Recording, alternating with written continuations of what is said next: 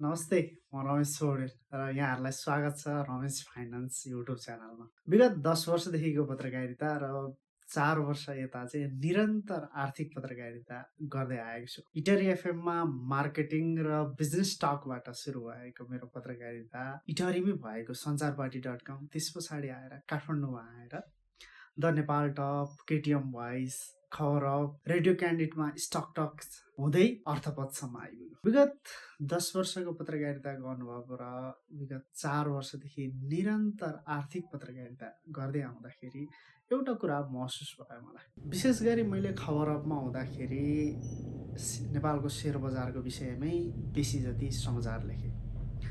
त्यसरी समाचार लेखिरहँदा र सेयर बजारको विषयमा काम गरिरहँदाखेरि मैले एउटा कुरा मजाले नजिकबाट निहालेको छु। धेरै लगानीकर्ताहरूले हल्लाको भरमा लगानी गर्ने गरेको देखेको छु। विशेष गरी नेपालभन्दा बाहिर बस्ने जो नेपालीहरू हुनुहुन्छ, उहाँहरूले सेयर बजार, वित्तीय क्षेत्रको विषयमा एकदमै निकै कम ज्ञान भएको मैले पाएको र महसुस गरेको छु। विशेष गरी नेपालभन्दा बाहिर बस्ने व्यक्तिहरूले सेयर बजार, आइपिओ र कुन ब्याङ्कमा बेसी ब्याज आउँछ भन्ने कुरा र सामाजिक सुरक्षा कोष जस्तो राम्रो कुराहरू पनि उहाँहरू आबद्ध नभएको मैले कतिपय अवस्थामा पाएको छु। यो विशेष परिस्थिति र यो यावत चिज देख्दै गर्दाखेरि मैले आजबाट नयाँ च्यानल सुरु गरेको छु। यस च्यानलमा म के दिन्छु त भन्ने कुरा म यहाँहरूलाई बताउनेछु। यस च्यानलमा म यहाँहरूलाई सबै आउने आइपिओहरूको बारेमा जानकारी दिनेछु। त्यस्तै गरी यस च्यानलमै मैले सेयर बजारको विषयमा पनि मुख्य रूपमा त कुरा गर्ने नै छु।